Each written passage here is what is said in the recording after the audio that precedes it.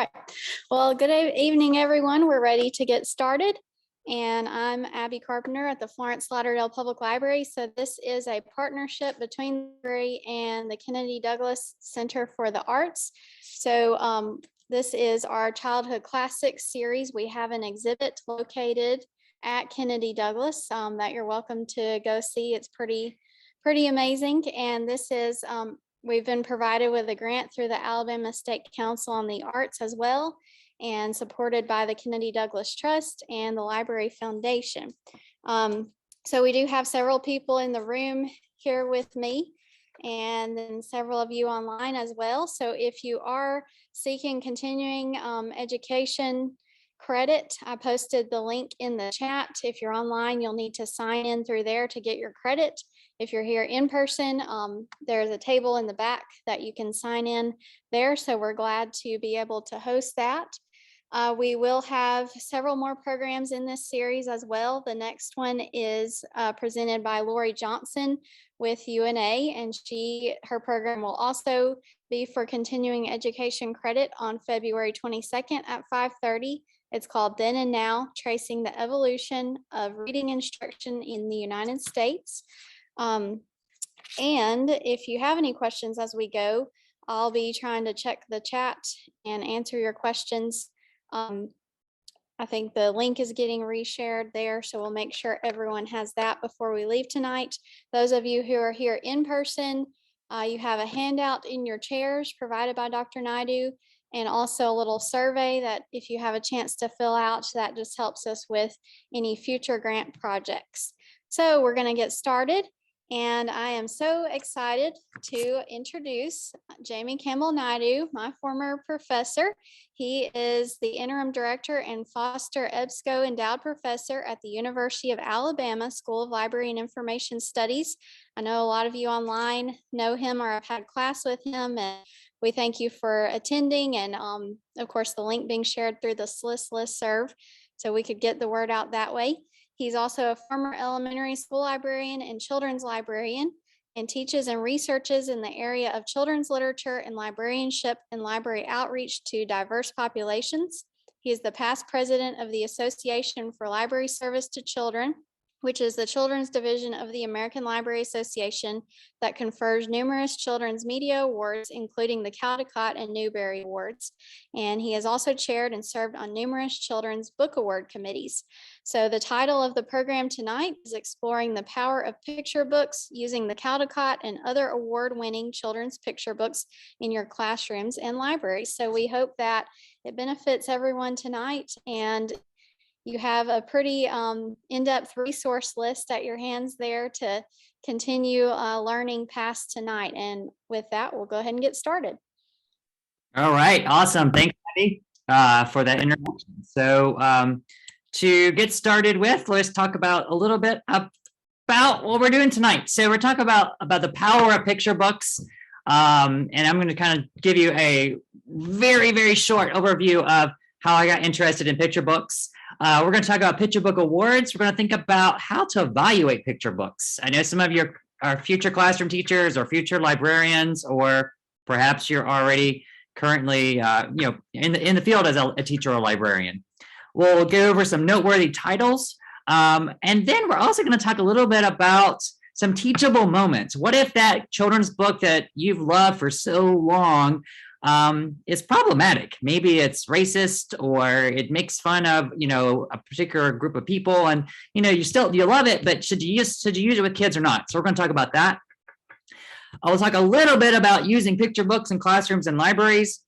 As Abby mentioned, I have a really extensive handout for you that's got a lot of great information on there to kind of go well beyond this presentation. And then last but not least, there will be prizes.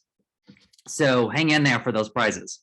All right, so to get started with, I have loved kids' books for a very long time. You can see a picture of me here on the very far left. When I was about 3, I have since learned to wear my underwear under my pants, but I have continued to love books. So there I am around my 3rd birthday enjoying a book. So As Abby mentioned, I have a degree in elementary education, and then I got a master's degree in library and information studies. I became a school librarian. I also worked as a children's librarian, and when I was a school librarian, I was the king of my school library. So I was a king of all the books. I've also, as she mentioned, been the president of the children's division of ALA. So here's a picture of me along with some of the other presidents of the other divisions, as well as the president of the American Library Association, there on the right hand side in the red jacket. And that was during one of the Youth Media Awards when we announced the winners of the Newbery, the Caldecott, and Belpre, and Caldecott King, and so many other major awards. I've been on several book award committees, and you can see some of the awards that books that my committee chose to win various awards. So for particularly related to Caldecott, my winning year was The House in the Night. So to start out with, I wanted to show you just a very, very, very short clip to kind of, if you're a librarian, you know a little bit about the American Library Association. If you're a teacher, you might not know too much about it, but every year in January, the awards are announced. And when it's not a pandemic, we are all crowded around this big room, that seats over 1,000 something people, and everybody is just waiting to hear who's going to win the Caldecott, the Newbery, the Caldecott, the Belpre, the Caldecott King, the Prince Award, all these different awards. And it is a very exciting event. So I wanted to show you a little bit of kind of what some of that excitement is like. So here we go. And now for the announcement of the oldest and most widely known awards, the Caldecott and Newbery Awards. The first award is the Caldecott Award. It was first awarded in 1938 in honor of the 19th century English illustrator Randolph Caldecott. It is awarded to the artist of the most distinguished American picture book for children published during the previous year. All right, are you ready? You've been ready, right? All right, so this year's winner of the Randolph Caldecott Medal for Outstanding Illustration of Children's Books is Hello Lighthouse.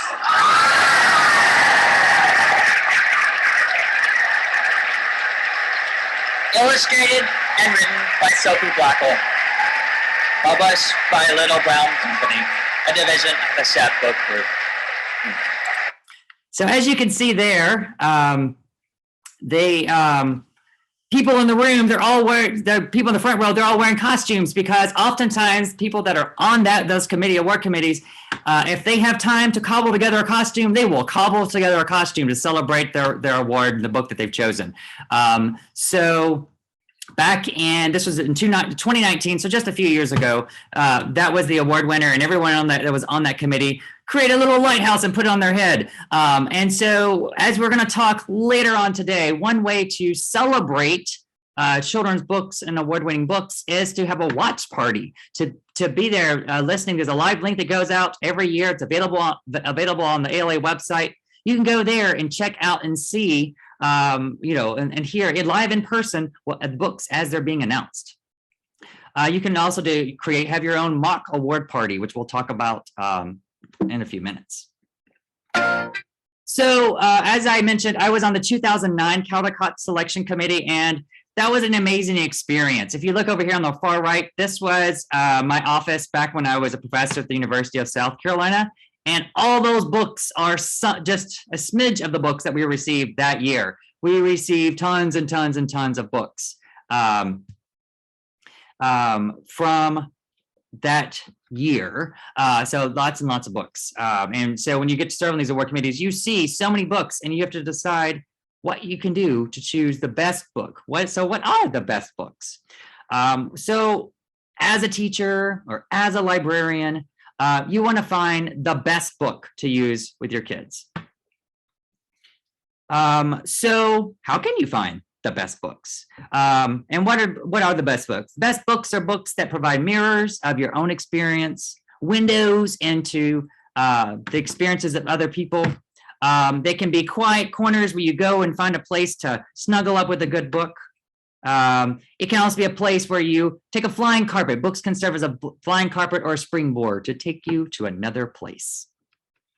So when you're thinking about books, and particularly picture books, the Caldecott Award, is an award for a picture book. What are picture books? So tonight I want to talk really briefly about the difference between picture books and maybe an illustrated book. What is a good picture book? What does it do? And then we're going to kind of look at some really great examples of picture books before we go on and talking about classroom uses or uses in the library as well.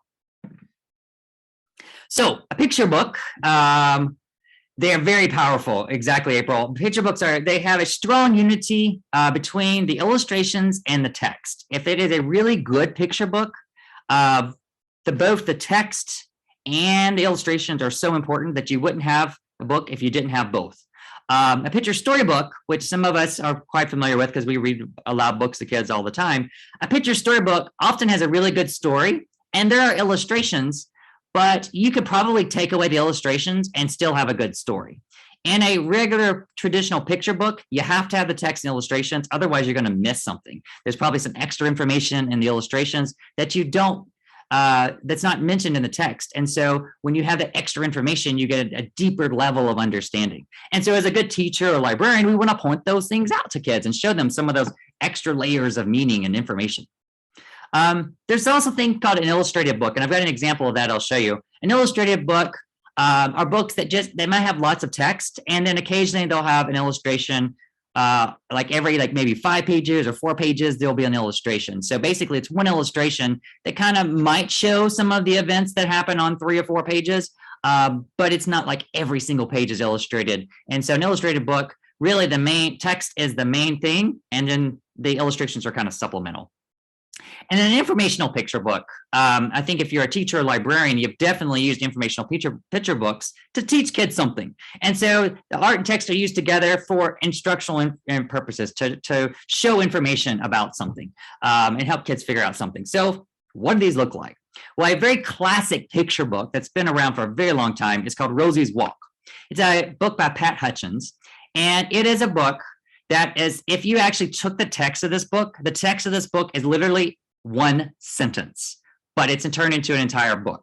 The book is about a hen named Rosie who goes for a walk in the barnyard. Now, as she's walking along, there is someone who's following her, and it's this fox who's following her.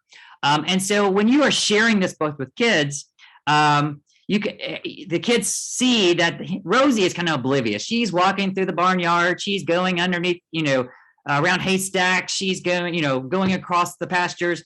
But behind her is this hot fox that keeps trying to catch her. And so when you're reading this book with kids can see that the fox is almost about to catch her, and then something happens, and he's foiled, and he doesn't get to catch her. And so the illustrations really extend what's going on in the text. And so if you took the illustrations away, you would just get this one little sentence about Rosie, the hen, going for a walk in the barnyard, but you wouldn't see all the extra excitement that's going on in the illustrations. And so a book like this, is a good example of a picture book because there's extra information that kids can enjoy and feel like they are on an inside joke against the fox who's trying to catch Rosie. Another example of a picture book is a wordless picture book. And I'm sure many of you probably used wordless picture books or might even remember a picture book like this from when you were a kid. So wordless picture books are just that. They're picture books without words, but they're meant to tell a story. And the great thing about a wordless picture book is that kids who are not good readers can still enjoy a wordless picture book, particularly if you ask them to tell you a story about what's going on in the illustrations, either on a certain 2-page spread like this or throughout the entire book. So a wordless picture book, pictures are obviously important because if you didn't have them, then you would just have blank pages. So they're extremely important. A picture storybook, as I mentioned, is a story that, it's a text that describes something that's going on, and then there are some illustrations that kind of go along with it. So this particular one is Miss Brooke Loves Books, and I Don't. And it's about a little girl who doesn't really like books, but her librarian is crazy about books. She asks everybody to dress up. She has themed parties. She loves to do all kinds of things with books. You can see her dressing up for Where the Wild Things Are and We're Very Hungry Caterpillar and other characters there. And so the story, there's some extra information in the illustrations, but really you could still have just a good story without having those illustrations. So that's why this is a picture storybook. If you took the illustrations away, you just still have a good story. Where like in Rosie's Hen, if you took the illustrations away, you wouldn't have the same story at all. And this is an example here, a book by Kadir Nelson called We Are the Ship. A perfect example of an illustrated book. So an illustrated book, as I mentioned, is one that just has an illustration and then lots and lots of pages of text. So oftentimes illustrated books are for usually upper elementary kids or even for college or for high school kids as well. So in this case, We Are the Ship it's profiling different African-American baseball players. And so each chapter is a different player. So this one was a chapter on Jackie Robinson. So there's an illustration about Jackie Robinson, and then there's pages and pages of text about who Jackie Robinson was. And then finally, the informational book, as I mentioned, informational picture book. Perfect example for young kids are the books about Gail Gibbons. And if you are, again, a teacher or going to be a teacher or a librarian, you've seen the books of Gail Gibbons. They're trying to teach you something. So in this case, you're learning about butterflies and you're learning about how butterflies go from being a caterpillar to being a butterfly. So with so many books out there, every year there's over 3,000 something books that are published. So with so many books out there, how do you pick the best books to use with kids, either in your classroom, in your library, to add to your classroom library, to add to your library collection? So things to think about if you're evaluating picture books is you want a picture book where the illustrations reflect the mood of the story. So if it is a book that's supposed to be, the story is happy, you expect the illustrations to be bright and colorful. If it's a book where it's very serious in tone, the illustrations might be a little bit darker. You're probably not going to have cartoon illustrations. You might have more realistic illustrations. Something else to think about when you're evaluating a picture book is, do the pictures have anything in them that would conflict with a textual statement in the narrative of the book? So for instance, if the book says it's about a bunny, but there are no bunnies in the illustrations, then there would be something conflicting. Or if the book said it was a bunny with an orange shirt and there's a bunny there wearing a blue shirt, then that would be something that would conflict. And so for really young kids, it's important when they're trying to learn how to read, they're oftentimes looking at the illustrations and look to help figure out what the text is saying when they're reading text. Do the illustrations extend the story or the text without distracting from it? A really good picture book is going to have illustrations that go beyond the text and provide extra information. Maybe an inside joke, maybe it'll be something that ties into another book that's by that same illustrator or by that same author, something that kids can relate to. And so it extends beyond what's just going on in the regular text of the story. Is the book development appropriate? Is it content that, is appropriate for the age group of the kid? Is it a story that kids will like or identify with? Are the characters having the same feelings and emotions that kids can identify with? Being scared of the dark or being scared about going to the doctor or something like that. Is the plot believable? Is it a well-written story? Does it have elements of like a good read aloud? Does it have repeated words and phrases that kids want to chime in on? Does it have onomatopoeia and sound words that kids want to engage in when, or repeat when they're hearing the story? So an example, when we're thinking about, I want to show you a lot of examples of some good books and some bad books, but an example of a book with poor illustrations would be this one. This is an older title called A Tisket a Tasket. And so if you look at this illustration, it's supposed to be an illustration of a group of people, but how many people are there? Are there 5? Are there 4? Are there 3? 2? How many people are there? It's kind of hard to tell because it's kind of, it's some abstract art, but abstract art is great. But sometimes it's difficult in this instance to tell, well, what's going on? How many people are there? This is another example too. We're going to talk about the parts of a picture book in like just a second.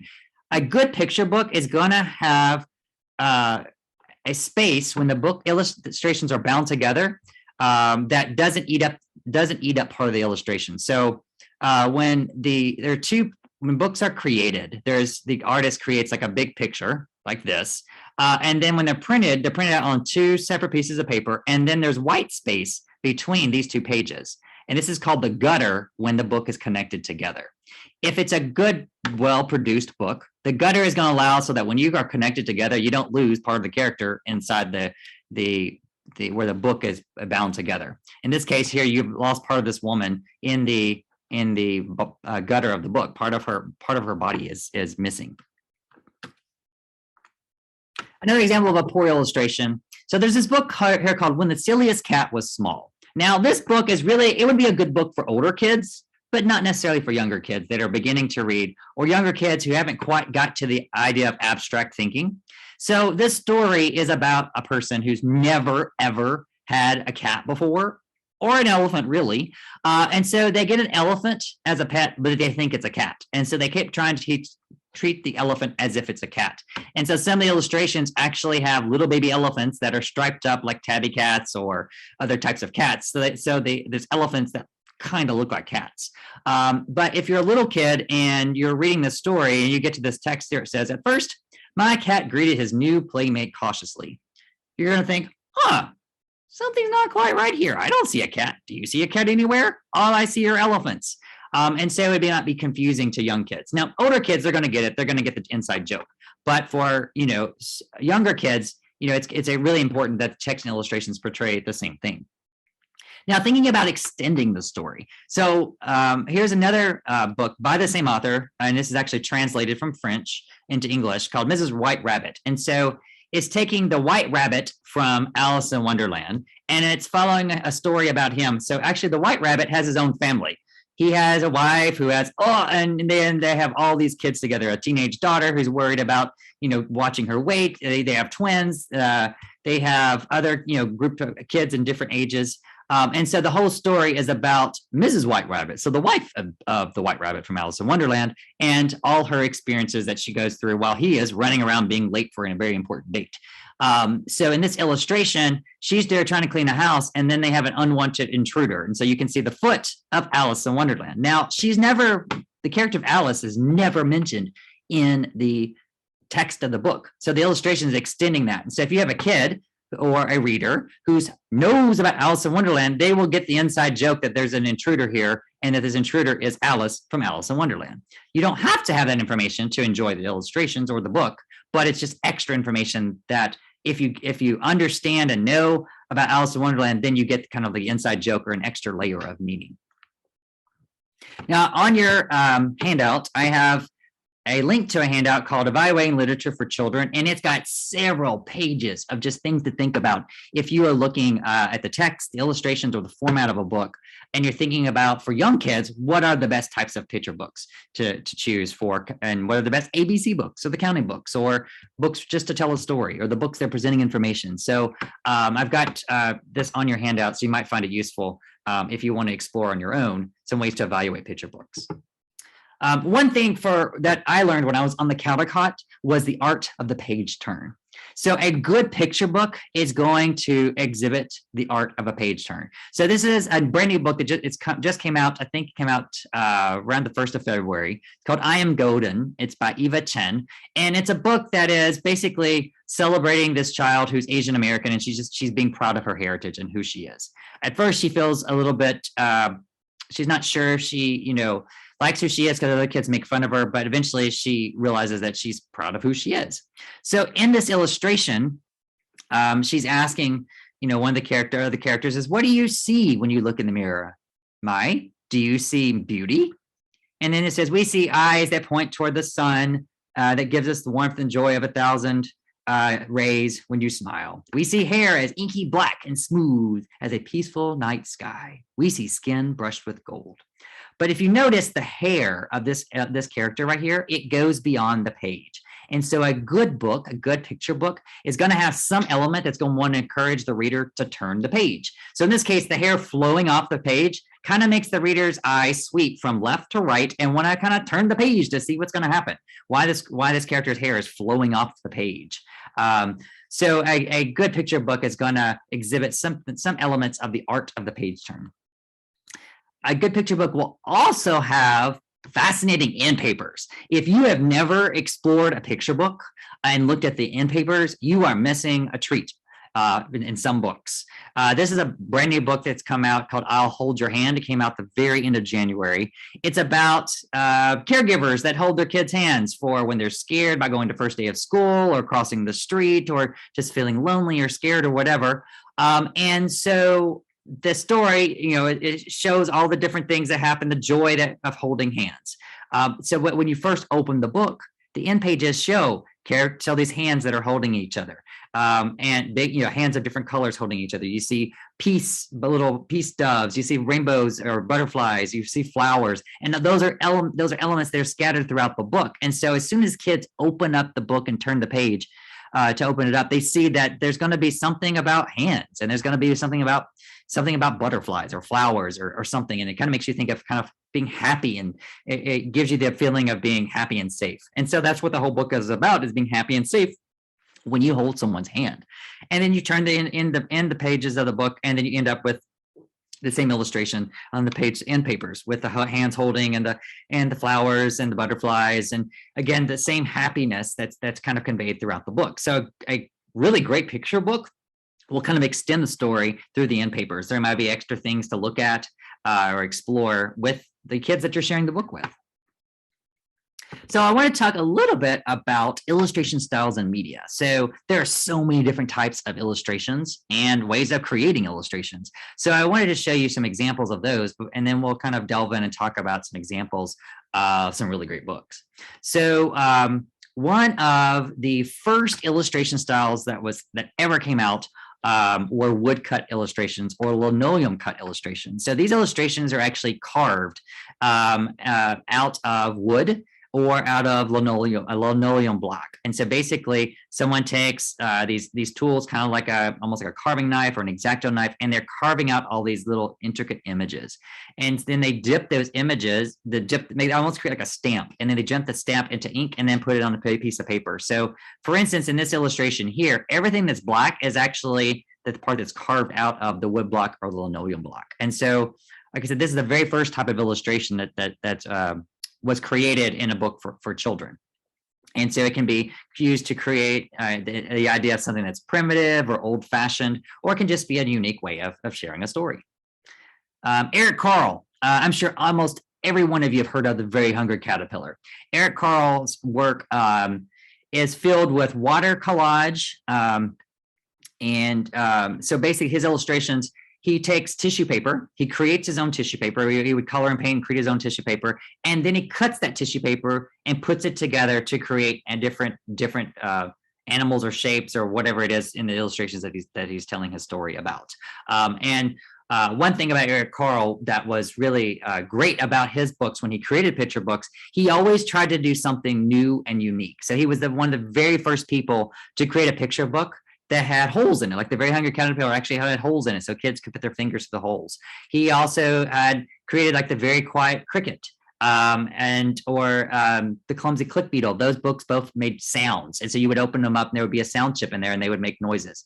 Yes, this book here has actually these little transparent vellum pages that when you turn the page, you can see the seahorse, Mr. Seahorse, is meeting somebody, and they're hiding behind this patches of reeds. And so you turn like this little vellum page, and behind them you can see what sea creatures are hiding behind the reeds there. So Eric Carle was always doing something. In addition to having his water collages, he also had some unique element, The Very Busy Spider was tactile, so you could run your fingers across the webs and feel the spider webs. They're almost like a glue on a raised page, so you could feel that and feel the spider web that was being created. Another illustration style is computer-generated art. And so one of those things that we discussed when I was on the Caldecott committee was, is computer-generated art just as important as illustrations that where somebody painted something, or a linoleum or a woodblock where you actually carved everything out? Is it just as important? And the idea is that yes, art is art. And so it takes a while to complete computer generated art, just as it does to create an oil painting or something, another type of artwork that might be used for an illustration. In this case, the person actually had to carve out things out of fruit and vegetables make faces on them or put images together to make these food and fruits and vegetables to look like they had expressions. And then they also had to take images of vegetables and fruit and scan it in and then move it around in their photo editing software to create, in this case, a house with a watermelon as a roof and celery there as columns holding it up. You might have illustrations that are also mixed collage that take element like this is Viva Frida by Juji Muralist. And in this particular book, she painted the illustrations of Frida Kahlo, but then she also made these stuffed animals as well as this doll of Frida Kahlo, and she took photos of those and posed the stuffed animals in different positions, and she put those in the mix, and scanned them in, and then used her computer to create images that had her paintings as well as these toys that she created to put them together to tell the story. Another type of illustration is the artwork of Chris van Allsburg. Chris van Allsburg created illustration style that was very realistic. If you actually held like some of Chris van Allsburg's work in front of you, and if they're black and white pencil sketches, when you look at it, it almost looks like a real black and white photo. They're so crisp and so clear, and it's just amazing how real they look. You can also do realistic, type of illustration using oil painting. So this is a book that won just a few years ago, won the Caldecott Award, The Undefeated, written by Kwame Alexander and illustrated by Kadir Nelson. And you can see here these images look so very, very realistic, the people there that are being demonstrated. Other types of illustrations, these are gouache illustrations. Gouache illustrations, it's a type of paint, and they're usually very bright and very colorful. And so in this particular book, they're talking about a tortoise who is very proud of his colorful shell. And so it's very appropriate to have very colorful images and happy colors because he's proud of his colorful shell. And the illustrations show that pride and catches the eye of the viewer. But you want to make sure, as I mentioned, that your illustrations in the books that you use with kids, a really good book, the illustrations are going to match the mood of the story. So this is a story called Ziba Came on a Boat, and it's illustrated by Robert Inkpen. And it's a story about this child and its caregiver, the giver, and a whole bunch of other people that are refugees, and they're going across the water in their boat. Now you can see from the illustration here, it's very the colors are kind of dark and subdued. That goes along with the mood of the story. If you are on a boat that is within the stormy seas, and you're worried about it capsizing, and you're worried going to a new land, and you're kind of filled with angst and fear, things around you should be, you're not happy. You're scared. So dark colors kind of convey that. This would have been a very different looking book if it was, painted in bright, colorful illustrations like the one I just showed you. It would just be, it wouldn't kind of go with the mood of the story. So you want the mood of the illustrations to go with the mood of the story. There's another example using the same type of watercolor illustrations, but in this case, they're more bright and colorful because this is a story about adventure. It's Flotsam by David Wiesner. Flotsam is things that just wash up on the shore. In this case, a boy finds an old-timey camera that's washed up to the shore, and he finds film in the camera. So he takes the film to a place to develop the film, and then he finds all these amazing sea creatures doing unusual things under the water. And so it's a wordless book. As I mentioned, it's a great way for kids to tell their own story. It's a great way to use creativity and imagination. But then the bright colors in there help convey some of the wonder and the mystery of what's going on. A good picture book also might have opportunities for kids to interact with the book or to dig and look for details. Particularly for young kids, this is great. So this is an accounting book called Look Who's Counting. And in this case, there's an owl who's flying throughout the book and is counting. And as the owl counts, the readers are encouraged to count along with the owl. So you can see, owl saw 2 mice in the field. She counted 1, 2, 1, 2. And so you can see her wings are going 1, 2, 1, 2, 1, 2 as she flies, and she counts on to 1, 2, 3. Then her wings will say 1, 2, 3, 1, 2, 3. So it allows kids to look at her wings and look at the images here and think about what numbers look like. But you can also see that she saw 2 mice. So if you're reading this story, kids are going to want to stop you. Little kids are, and going to want to make sure that there are only 2 mice here, 1, 2. And if you look at their tails, their tails are in the shape of number 2s. So this is a great example of a good picture book because you're providing so much, you're extending the text so much, providing all these extra things for kids to see and to think and to talk about in the illustrations. Another example of a good picture book will be one where maybe the text flows and somehow is woven into the illustration. So in this particular book, it's about a family that's going on a car ride through the country, and they're going on a long, windy, turny, curvy road. And so you can see that the text of the book is actually written on the road, and it's written long and curvy. So when the readers are actually holding the book, they actually have to turn the book this way and that way to read the text, which kind of makes them feel like they're like the people in the car going on this twisty, turny, curvy road. A good illustrator is also going to find ways to show something unusual. So in this case, these are 2 examples of books. The first one on the left is Rap-a-Tap-Tap, Here's Bojangles, think of that. And the one on the right is Tito Puente, the Mambo King. And both of these books, the illustrator is trying to show the idea of energy. And so Tito Puente was a very excited drummer, and so things were moving so fast. And so the illustrator tried to capture that by, the dude did not have 4 hands and 4 arms, but because he's drumming so fast, it almost looks like it did. Same thing here on the left. When you have this guy who's tap dancing back and forth, so the illustrators decided to kind of to convey some how fast his feet were moving. They used different colors of shading to show some of that movement that was going on with this character here. Good picture books might also be interactive. So here's an example of an older book from a few years back now called Press Here. And so the idea is that you got kids interacting with the books. Kids would press on a page and then turn the page to see what happened. They might shake the book to see what happens and turn the page and see what happens on the next page. They might blow on something and then turn the page to see what happens. So the idea is it's interactive. So it gets kids interacting with the characters in the story or the action in a story. Jan Brett is a perfect example of an illustrator who creates dual stories with her illustrations. So all of the Jan Brett's books, they have a regular story that's being told, and then around that regular story, there are borders. And in the borders, there's often an additional story that's going on. So kids who read this story and engage with books by Jan Brett get the regular story that's going on about, in this case, the gingerbread baby and the adventures of the gingerbread babies having with their friends. But then on the border, you get to see the little boy who's actually rolling out the dough and making the gingerbread baby. So it's a great example of kind of seeing how you can extend what's going on in a book through illustrations. You can also have the same book that's been illustrated with different types of illustrations, and it gets a completely different meaning. So, and there's multiple books that do that, but I wanted to show you an example here of the Easter Bunny that overslept. It was originally published in 1957, then reissued in 1983, and issued again in 2002. As you can see from the illustrations, the different colors and the different style of the art, these books feel very different. This one, you pick it up, it looks very old. This one, the colors are they're bright and it's very intricate. So you almost kind of want to look really closely into the illustrations, those small details.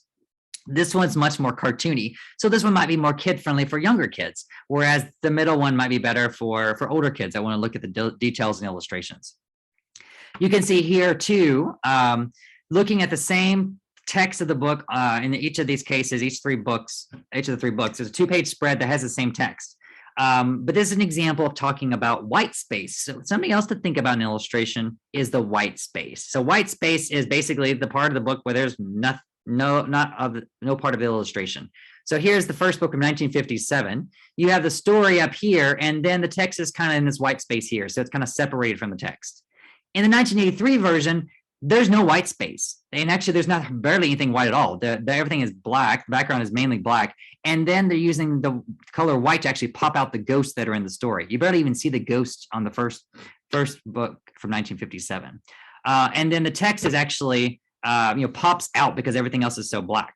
The bottom book here from the 2002 cartoon version, you got the same white space again, but then you've got these round shapes. It's almost like you're peeping through a door hole or peeping in at the images of the story that's going on, as opposed to being part of the story, which you kind of feel like you're more part of the story in the 1983 version. So just the use of white space can really influence how a kid interacts with the book or connect with the book. So there are different elements you can think about evaluating with the book. You can talk about, you can look at the shape of the book, the layout, how the pages are put together, the illustrations, looking at that white space. You can also look at shapes and lines and color intensity. You can look at the different artistic styles. So do they use digital art? Do they use drawings? Do they make, toys and pose them and take pictures of them? Artistic style, if you have cartoon art versus something that's realistic versus something that is impressionistic, those types of illustrations are going to give you very different reactions. And so how does this relate to what you do as teachers or librarians? It influences, how your kids are going to react to a story. You may have a really good story, but you have kids that maybe they don't respond to impressionistic art, or they're not ready to understand impressionistic art. And so a book with impressionistic illustrations isn't going to maybe quite connect with them as great as a book made with cartoon art or realistic art. So thinking about the artistic style and the kids that you have, or the kids that you work with, can be very important if you want them to really connect with the book. And then also just thinking about the textual content and whether or not the illustrations go along with the text. So there's a really great website, and I've got this on your handout, called picturingbooks.com. And you can actually go to that website and explore all these different things. You can explore design principles, art elements, artistic media. You can explore all these different parts and things related to picture books and how they're put together, and really delve in there and deeply in thinking more about picture books. You can look at artistic style, and it's a very interactive website that allows you to click through and see different things. And it has resources if you want to help kids create their own books and put their own books together. So it's, if you really want to learn more about picture books and how picture books are created, or just the elements of picture books, it's a great website to go to. But now I want to talk about awards. So I'm sure most of you have heard about the Caldecott Award. So that award is the oldest award for children's literature illustration here in the United States. And when I worked as a public librarian, it was very common for students that were in teacher education courses to come to the library and say, hey, my professors asked me to found a Caldecott book to read to the preschool class that I'm working with, or the kindergarten class that I'm working with. And so my job was to find not any Caldecott book, but one that actually worked as a good read aloud for those young kids. Because what you might not know, the Caldecott book wins the award because it has pretty pictures, pretty illustrations, really good illustrations. It does not win the award because it has a good story that's a good read aloud. So if you are thinking about a book that you want to use with kids, I always encourage people, librarians, teachers, to read a book aloud yourself before you read it with kids, just so you can determine, is it a book that you're excited about reading about and that kids will want to hear? Sometimes a book that wins the Caldecott just has pretty pictures. It's not a good read aloud story. If you want a good read aloud story, maybe you want to choose a book like the Charlotte Zolotto Award. This is an award that's given to picture books that are meant to be read aloud. There's other awards that I've mentioned on your handout too, like the E.B. White Award. That's also for read alouds. There's a picture book category as well as an older reader category, for like chapter books. There's so many awards for picture book illustration, and you can check out, some of those on your handout. There's the Por Belpre Award, which represents the Latinx population. The Coretta Scott King Award, those are for given, an illustration award is given for those books that represent African Americans. There's the Asian Pacific Islander Award, as well as the South Asian Award, and those are given to books that have good representation and depictions of Asian Americans. The American Indian Youth Award is for books, there's novels and picture books that represent American Indians. And then there's also the Schneider Family Award, which are for books that represent kids with disabilities or characters with disabilities. And so there's a picture book category and a novel category. And so, there's so many different book awards out there that, whenever you're choosing books to use with kids, don't just look at the Caldecott, look and see at what else is out there, because you're missing so many great picture books out there if you only look at books that win the Caldecott. I mean, books that win the Caldecott are great. They got pretty illustrations, but there are so many other great books out there. So I encourage you to go and check those out. So let's talk about picture books. I want to share a few different picture books with you, and then we'll talk a little bit more about using picture books in the classroom. So this is one of my favorite books. It came out, I think, back in 2016, so it's a few years old now. It's called Maybe Something Beautiful, How Art Transformed a Neighborhood. It's written by Isabel Campoy and Teresa Howell and illustrated by Rafael Lopez. And I think for me, this is a great book, example of a picture book that shows you how the illustrations extend the text and also shows you the importance of art and how art can really transform a community. So it starts out, again, looking at the end pages. This is a very gray town. Everything is gray, everything is dull, but there's one very colorful window. And so we're going to find out what happens when we turn the page in that very colorful window. In the heart of a gray city, there lived a girl who loved to doodle, draw, color, and paint. Every time she saw a blank piece of paper, Mira thought to herself, maybe. And because of this, her room was filled with color and her heart was filled with joy. On her way to school one day, Mira gave a round apple to Mr. Henry, the owner of the shop down the street. She gave a flower to Miss Lopez, the lady with the sparkling eyes. Now notice everything is gray, but then as she starts giving people a picture that she's created, there's drops of color that are being left behind. So it's kind of showing how the illustrations are showing how the pictures she's drawn are changing the people and changing the environment that she's sharing these pictures with. Also, what I like about this is the girl's name is Mira. Mira means look in Spanish, and so I really like the fact that, she's also, the whole story is about looking around and seeing the color that's in your world around you. And so I love the fact that the text of the creators of the book, the authors, were very intentional about naming the girl, look, basically, so encouraging kids to look around them. She gave a songbird to Mr. Sachs and a red heart to the policeman who walked up and down the streets. On her way home, Mira taped a glowing sun onto the wall, hiding in the shadows. Her city was less gray, but not much. The next day, Mira saw a man with a pocket full of paintbrushes. He gazed at the wall. He looked at the sun. He held his fingers up in a square and peered through them. He said thoughtfully. What do you see? Mira asked. Maybe something beautiful, the man replied. Then, just like that, he dipped a brush into this paint. Bam! Pow! The shadows scurried away. Sky blue cut through the gloom. The man's laughter was like a rainbow spreading across the sky. And so things are starting to get a little bit more colorful. Who are you? Mira asked. I'm an artist, he said, a muralist, and I paint on walls. Well, I'm an artist too, she told him. So he handed Mira a paintbrush. Well then, come on. Mira dipped it in the loudest color she saw. Yowee! The wall lit up like sunshine. So she's joining the muralist and painting. As the man drew pictures on the bricks, Mira added color, punch, and pizzazz. Soon Mr. Sachs joined in. Then came others. Everyone painted to the rhythm, salsa, merengue, and bebop. Even Mira's mama painted and danced the cha-cha. The whole neighborhood became a giant block party.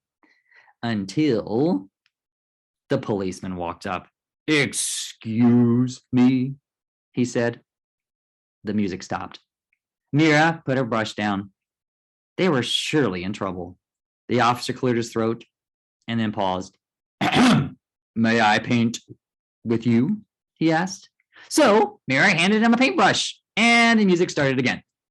Teachers and papas jumped in, babies too. Mira and the man handed out brushes, brush after brush. Color spread throughout the streets, and so did joy. So you can see everybody's painting something. They're painting their houses, they're painting murals, and everything's becoming just a little bit more colorful.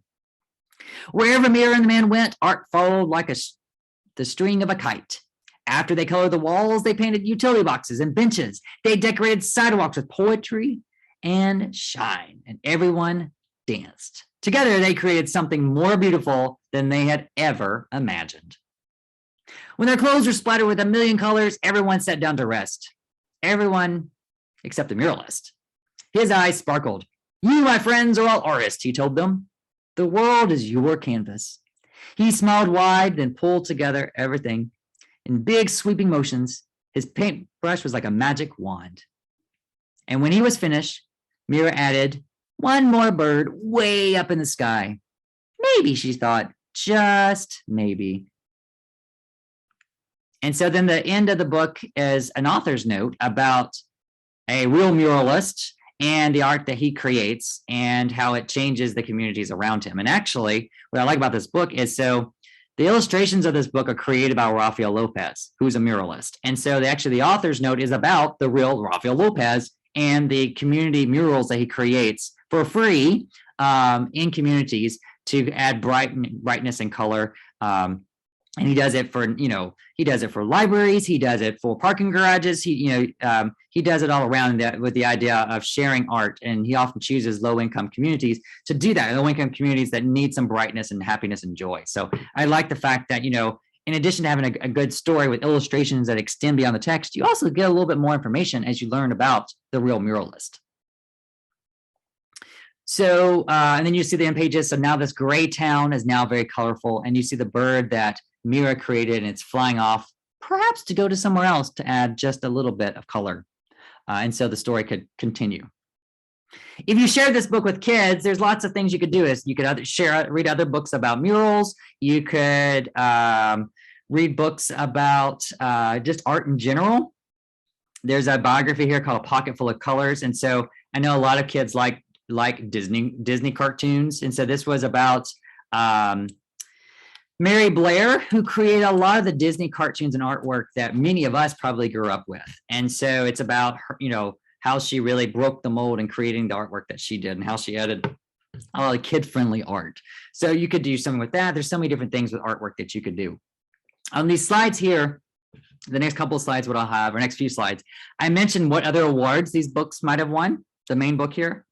And then if I give mentions of reviews, if the book has also been reviewed in other places, and if it got a starred review. For librarians, when they're adding books to collections, they often care about if a book has been reviewed and if it has positive reviews, because then that's when they decide if they want to add it to their library collection.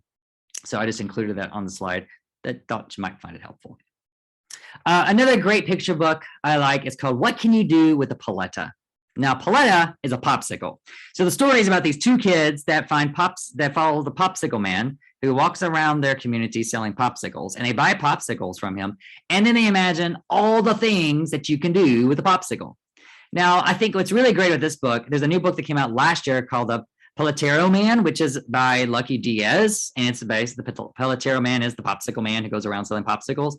There is a YouTube video by Lucky Diaz, you cute kitsy song about the Poletero man who goes around selling popsicles and how the kids follow behind him. So I think it's a great way to get kids' imagination, sparking their imaginations, thinking about, well, what can you do with a popsicle besides eat it, or what could you do with ice cream besides eat it? You could do other things too. So I've recommended those are some things books you might add to it, or might do some sing the song about the Poletero man to go along with it. But what I also like about this book is it's kind of showing a different aspect of a Latino community. And sometimes the stories that we share with kids here in the United States about Latino communities, sometimes all the stories are about kids that, whose parents are being taken away from them, or kids who are struggling, for whatever reason, because of their ethnic heritage. And so I like the idea of this story, which celebrates an aspect of the Latino culture, of the idea of the popsicle man who goes up and down the street. And it's something that other kids that are not Latino can relate to, the popsicle man or the ice cream man coming. And so I recommend also you could potentially pair it with this book, Dear Primo, which is a picture book about these two boys. One lives in Mexico, one lives in the US, and they write letters back and forth to each other. And so it allows the kids to kind of compare and contrast what it's like to live in Mexico and what it might be like to live in the United States. Another example of a good picture book is After the Fall, How Humpty Dumpty Got Back Up Again.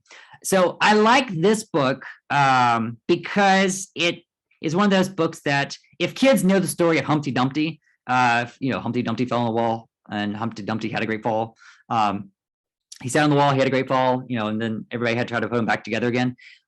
So if they know that rhyme, then when they read this story about Humpty Dumpty, they already have a little bit of background knowledge. And so they can kind of get some of the inside humor and inside jokes that go along with it. But the story is also about being scared. So Humpty, after he's fallen off the wall and broken, he's not sure that he wants to get back up there again. So if you wanted to pair this with other picture books, good picture books about being scared, Jabari Jumps is a great example. It's about a boy who wants to go swimming, but he's not so sure he wants to jump off the diving board. He's a little bit scared. Or if you want to keep in something going about eggs, a story about eggs, then The Good Egg would be an example of a book that you could pair with Humpty Dumpty. And it's about, and also about an egg who's being scared. I like to have picture books that represent things kids might not know or ordinarily know about. So Fry Bread is a great example of a picture book that shares something kids might not know about. So it's about the Native American food called fry bread. It's about how it's created and how one family celebrates and eats and enjoys fry bread. Now, what I like about that book is it shows an example of a contemporary Native American family. You don't often see a lot of great picture books that have images of contemporary Native Americans. So some books that you could pair with that We Are Water Protectors was the winner of the Caldecott last year. It's about water conservation and the main character is Native American. Another book that came out last year called We Are Still Here. And it's basically a group of kids that get together for a class activity, and they're doing like a little like poster session or like, sharing up a little display board where they're talking about parts of Native American history. And so as they're telling the audience about Native American history, then the reader of the book is learning about different aspects of Native American life they might not know about. I love Pete Brown. Pete Brown is a great example of a picture book illustrator that has great read aloud books. So this is Children Make Terrible Pets. So it's a twist on the idea of, when a kid wants to get a pet and their parents always are caregivers like, you can't have a dog, you can't have a cat because, you're not ready to take care of them yet. You don't know how to take care of them. Well, in this case, Lucy, the bear, decides that she wants a pet and she wants a kid to be her pet. She finds a kid, when she's skipping through the forest, she finds a random kid and she decides to take him home to be her pet. And so she learns, though, eventually that children probably are not the best pets because they don't do the things that they're supposed to do. And so she finally learned that children do really make terrible pets. But the book ends with her, you think she's learned her lesson that, maybe she won't find a random something to take home to be her pet. But the book ends with her finding a random elephant and deciding that she's going to make the elephant her pet. So I thought a great book to pair with that would be Strictly No Elephants, which is about a kid who has a pet elephant. Or maybe you want other books about pets that you could share with it. So Princess Puffy Bottom and Daryl is about a cat and a dog. And so it's like when you have one pet and a new pet joins. So the cat lived in the house and then its owner's got a new puppy dog. And so the cat's not exactly happy that there's a new dog. Or Hello, Goodbye Dog. And so it's about a child who is getting a new pet. And so is learning how to interact with that new pet. I also like books that have strong female characters that are doing great and wonderful things in math and science and STEM activities and topics. So the Ada Twist Scientist series by Andrea Beatty, there's several books that are in the series where you are introduced to children or particularly strong female characters that are doing things in science, technology, engineering, and math. And if you introduce this to kids, then there's also an early chapter book series that kids might also like as well. And then here I just mentioned some other books that also have like famous Ada Lovelace. There's lots of books about Ada Lovelace and all the things that she did in the area of computer programming, how she was the first female computer programmer. And then there's a story about a Ray Montague and how great she was as being a mathematician. These are some other examples of some more contemporary stories with Native American characters. So Bow Wow Pow Wow is about a child who's going to her first powwow, Native American child. And so she's learning more about what are powwows in Native American culture. Why is that important? And so a book that you could compare with that is an informational book about powwow called Powwow Summer that actually has photographs of Native American kids that are participating in powwows and talks about why powwows are important to Native American culture. I like stories that also show that show kids interacting with other members of their families. So in this case, Drawn Together is about intergenerational learning between a kid and his grandfather, and the kid who likes one type of artwork and his grandpa who likes a different type of artwork, and basically how they come together over art. And they realize that, they are really a lot alike, they're not as different as they thought they were. And so here I just mentioned some other books. Mango Abuelo and Me won the Poor Bell Prey Award a few years back. It's about a girl and her grandmother, and the special bond that they have. Thank You, Omu, is also a book that won the Caldecott Honor a few years back, and it's about a girl and her connection with her grandmother. Grandfather Gandhi is about a boy and his connection with his grandfather. I also like books where kids are enjoying something that they like, favorite food or something like that. And that, because that allows kids, all kids have something, favorite food that they like. So it's a great way to learn about a little bit about maybe kids to share a little bit about their own culture and the foods they cook at home. And so there's lots of books that do that. So Cora Cook Pancit is about a girl who's Filipino, who's learning how to, for the first time, to cook pancit, which is a dish that she really likes. Bilal Cooks Dal is about a boy who is Indian American, and he likes dal. And so basically he cooks dal, and it's like kind of like lentils, like a lentil soup, almost like pasty thing. And so he enjoys that. And so readers are learning about that. Dim Sum for Everyone is by Grace Lynn, and she's talking about creating dim sum for the first time. So it's all about kids, sharing the foods that they like. Getting a haircut, kids, all of us, even as adults, when we get a haircut, if we get a good haircut, we feel good about ourselves. If we get a bad haircut, sometimes we just want to kind of like hang our head high, low, and hope nobody sees us. Well, Crown is about a boy who gets a great haircut and he loves it. It's called An Ode to a Fresh Cut. And so he feels like a king now that he's got this great, wonderful haircut. And so I mentioned some other books here. Hey Black Child or Bibbidi Bop Barbershop is two other books that kind of celebrate being proud of who you are or having a good haircut. And there's so many other books about hair that you could share with kids about characters that had big hair and what happens when their hair gets cut, or so many different things. And there's just really a lot of great picture books that have a lot to do with hair. We're going to talk in a few minutes about using books to help kids deal with emotions that they have, maybe feeling sad or scared. So The Day the War Came is an example of a serious picture book that helps kids understand what war might be like. So maybe you have a kid who has seen on TV news stories about some of the conflict that's going on in Palestine, or some of the conflict that's going on in, a different country. And so they're wondering about, well, what is war? So this book, The Day the War Came, is basically about a child who's in their classroom minding their own business, and then it almost seems like out of nowhere, war comes. And so you follow the child through the story as every day, each little thing, something happens and changes just a little bit differently because of war, and how things in her life become just a little bit different. And so it could be a way to start a conversation with kids about what is war and how it might change your life. Me and My Fear, that's another book about fear and worry. And so it's also about a child who is kind of like a war refugee.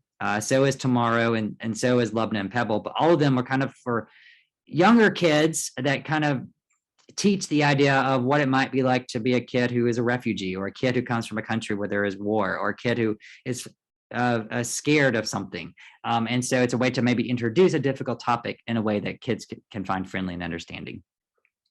The Day You Began is a great picture book by Jacqueline Woodson, illustrated by Rafael Lopez. There's a sequel to that one that just came out, I think about a month or so ago. The Day You Began is based about a new kid who comes to school who doesn't quite feel like she fits in. And so she's trying to find her place within the classroom. And so she's introduced to other kids. And so it's all about, when there's someone new, and how you can be kind to them and make that first step to welcome them. And so these other books on your screen here, I gave some other recommendations of other kids' books that also do the same thing, that talk about creating a welcoming environment or being nice. All Are Welcoming is a great book for young kids if you want to share a book with kids to explore diversity in a classroom and see the ways that you can create a welcoming environment. It kind of extends what's going on in the text by showing you a lot of different types of kids interacting with each other. So I really do think, that's a great book to show welcoming. I'm going to speed up just a little bit here and show you a few other books. Sing a Song. This is a book that came out just about 2 years ago now. It's about the song Lift Every Voice and Sing, that's often sung. Sometimes you'll hear them it's considered an African-American anthem. And sometimes you'll go, like if you go to the Coretta Scott King Award ceremony, that's the award for African-American children's literature. Every year at that award ceremony, they always sing the song Lift Every Voice and Sing. And this particular book It's by Kelly Starling Lyons, who is an illustrator originally from Kentucky.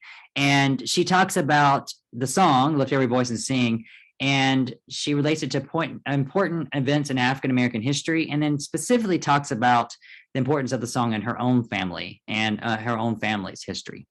And so here I just mentioned some other books about children's songs, particularly African-American children's songs, that you could potentially pair with that if you want to talk a little bit about Black history and how songs or spirituals play an important role in Black or African-American history. Speaking of songs, I love The Wheels on the Tuk-Tuk. So I'm sure you all know the song, The Wheels on the Bus Go Round and Round. So this is The Wheels on the Tuk-Tuk. It follows this group of people that are in India, and they're driving a tuk-tuk, riding around in a tuk-tuk, which is a kind of like a car, kind of like a bus. And so you learn a little bit about Indian culture through a song that kids can relate to.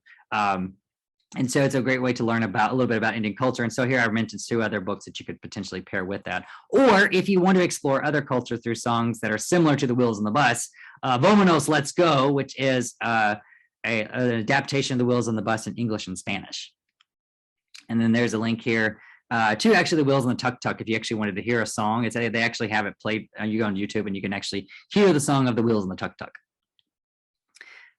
So a lot of the books you've noticed that I've shared with you introduces kids to other cultures. I love this book, Same, But Different. It's a picture book by Jenny Sue Kostecki Shaw that has a boy that lives in India, a boy that lives in the United States, and they're writing letters back and forth to each other.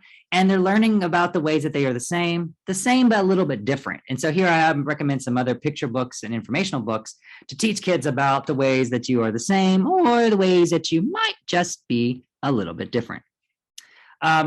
And speaking about being the same and a little bit different, I love this book, Just Ask by Sonia Sotomayor. It's a great way to introduce kids, a great picture book to introduce kids to the different ways the kids might think differently or act differently or move differently. So it teaches them a little bit about different disabilities. And We Move Together is another newer picture book that also does the same thing. So I think it's a great way to introduce kids to being different.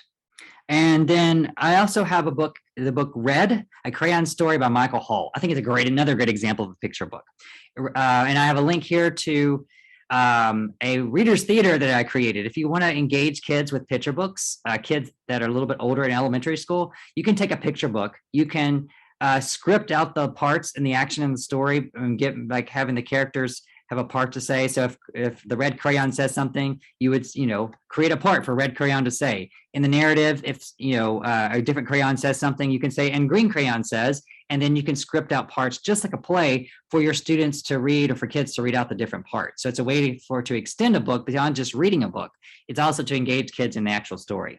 So Red I really like because it's all about labels that we put on people. And sometimes we may see someone and put a label on them thinking that they're smart or silly or whatever, or maybe one thing when they're really not that way at all. And so it's all about when you put a label on someone, that label might not be exactly right. And so I mentioned pairing that with this book, Neither, which is also a picture book about labels and someone that might not be quite exactly right. But you could also just share it with other books about crayons, but the days the crayons quit, that they just don't want to do their thing anymore. And thinking about picture books, one last example of a picture book that I want to show you, and then we're going to look at some other examples of ways to use picture books, is Dreamers. So Dreamers is a picture book that the year that I was president of ALA and I was of the American Library Association's Children's Divisions of ALSC, and the year that I announced that Hello Lighthouse was the winner, a lot of people thought Dreamers was going to be the winner. It was a book that received a lot of talk that year. It's a book by Juji Muralist, and it's about her experience being an immigrant coming to the United States from Mexico. And what I think is really great about this as an example of a good picture book, it kind of through the illustrations really helps you feel like what someone who doesn't speak English might feel like. So you can see here it says they were going to a land where people didn't speak. They spoke a language that she didn't understand. So in the illustrations, she writes things backwards in English to kind of make the reader feel a little confused because you're like, what's going on? I can't quite read that, which is what people feel like when they are going to a new country and they may not speak a language. What I like about this book too is also it's about Judy Muralist's real life experience when she goes to the public library and she learns through picture books how great and wonderful what you can learn from a picture book and how picture books can really change your life if you find a really good book that can transport you to another place, or be that escape hatch or that magic carpet. And so this picture book is really an ode to getting a library card and how a library card can really change your life. And so I really like that book. There's a lot of poetry that finds its way into picture books. So I have this on your handout called Poetry for Children. And it's a blog spot that really by Sylvia Vardell, which really explores poetry and how to use poetry in the classroom. So that could be another great way if you think about how to use books in the classroom. Now, what do you do if a book that you really, really like doesn't quite age well? So I have this link to this really short video on your handout, and I'm not going to play it because I want you to check it out on your handout. It's very short, it's like 5 minutes. It's by Grace Lynn, who got the equivalent to the Lifetime Achievement Award in Children's Literature this year.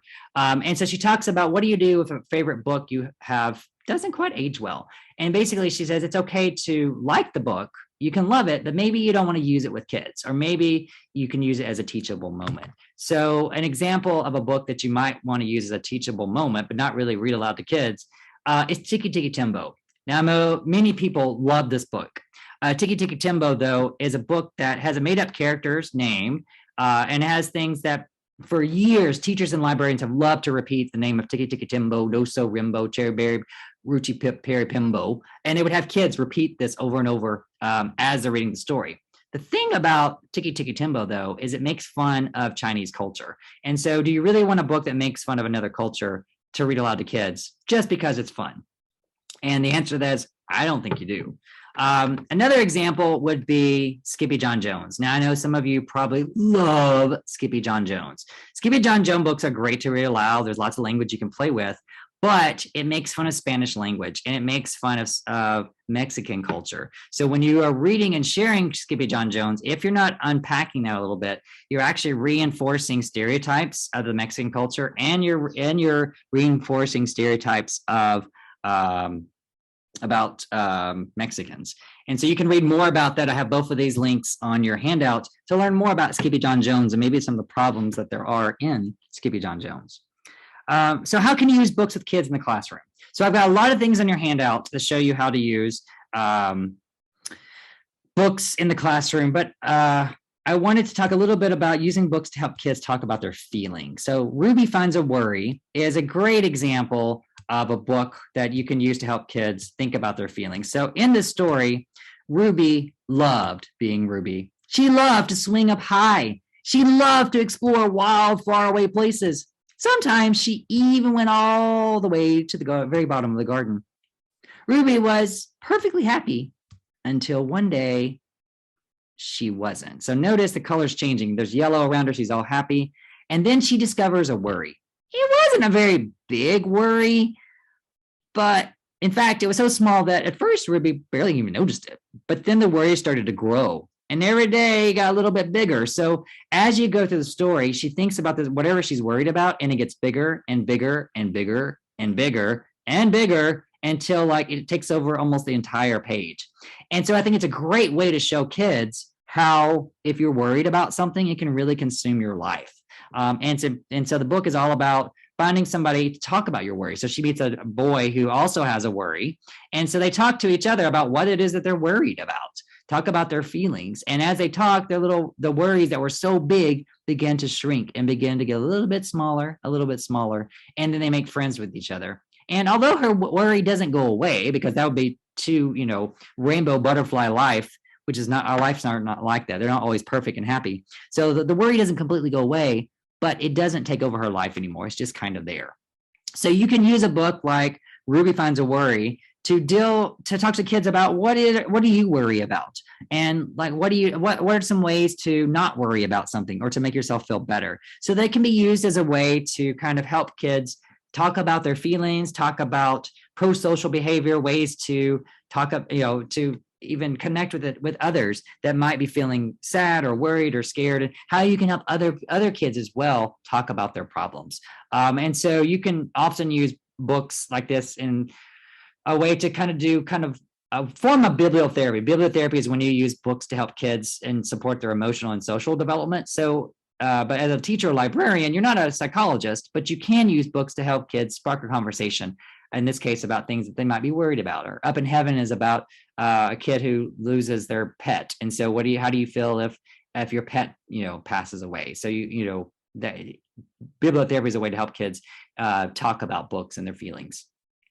There's several resources on your handouts from the Children's Division of ALA that also gives a list of books to help you kids talk about their feelings. And so they're on a variety of topics. You can see here, body and self-image, or things related to depression or bullying, or just anxiety in general. And so you can see there's for different age groups too. So this one is for kindergarten through grade 2.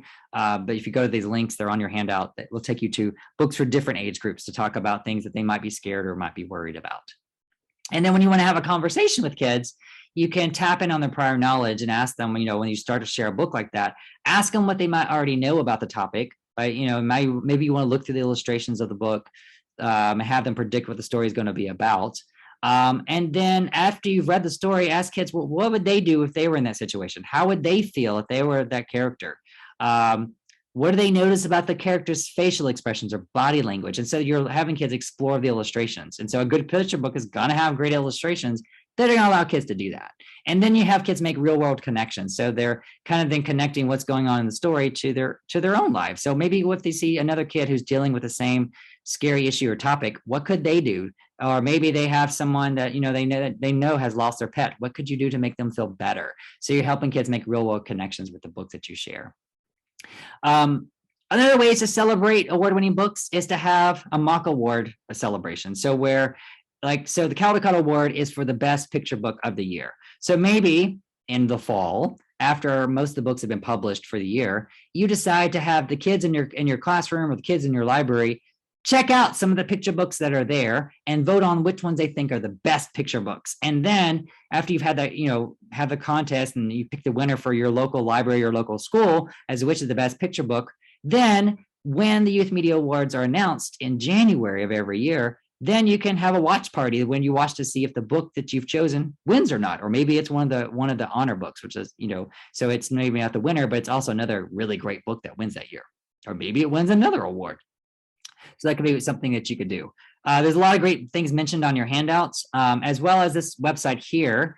ilovelibraries.org has the acceptance speeches of authors and illustrators who win book awards. And so if you really wanted to share picture books with kids that have won awards and then connect them with the person who wrote the book or illustrated the book, then showing these videos and how these people reacted when they found out they won the award is a great way to kind of introduce topics of authors and illustrators to kids so they can make that connection there.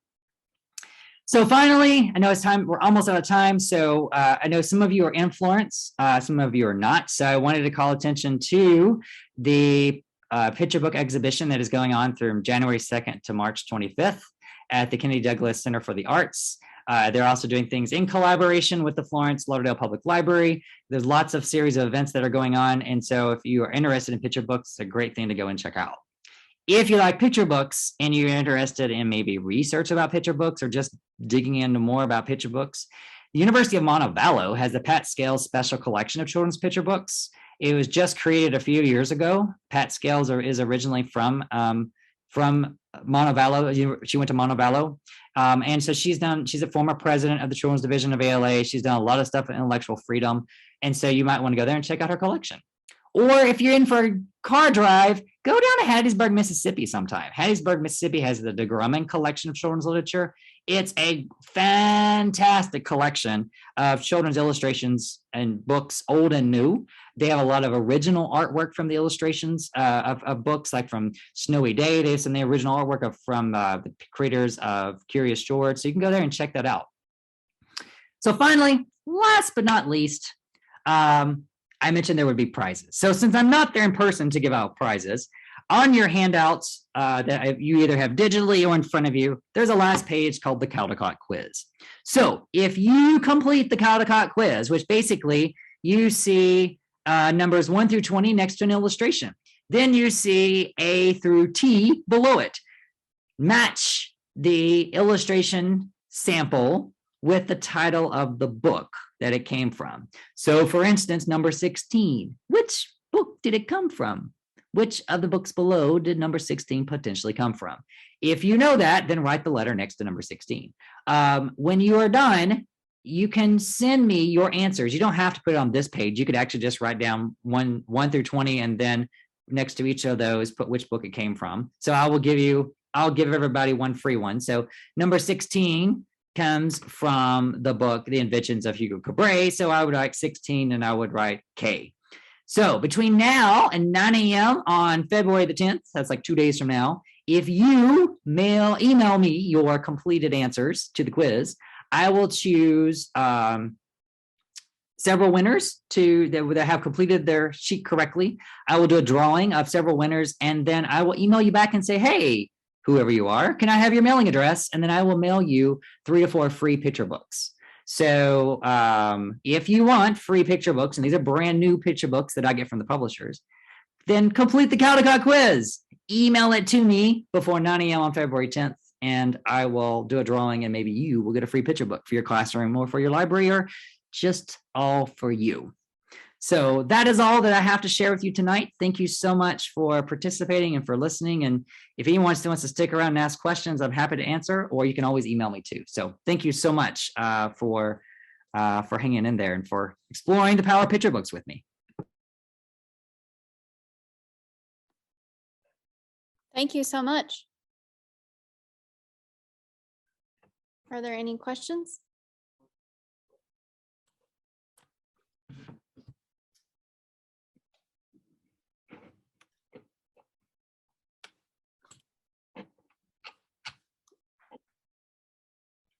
I do see a question from Mandy. Oh, cool. Mandy says, what are your thoughts on catalog? Yeah, what are your thoughts on cataloging books that are nonfiction but have the format of picture books? We have our picture books in book bins down low, covers facing out where kids can flip through, but the nonfiction goes, it's placed on the nonfiction shelves. So that's a good question. So if your library was big enough, you could also, put them out in the picture book section. One of the libraries that I used to work at actually put their nonfiction picture books for younger kids in with their regular picture books. They had a separate section for nonfiction picture books for younger kids. But otherwise, you just have to do displays, like, displays of your nonfiction books close to your nonfiction section. You just do forward out facing displays. Yeah, I mean, I know pictures are going to be worth 1,000 words. So it's like, if you want kids to see it, put them on display, and the kids are going to snag them. So that's, even books that are older books, I'm always about putting them out on the bookshelf somewhere facing out so kids can see them. So maybe you just take time to make displays of nonfiction books so that kids can get them. If you can't do the, put them in your picture book section, with a separate section just for the nonfiction.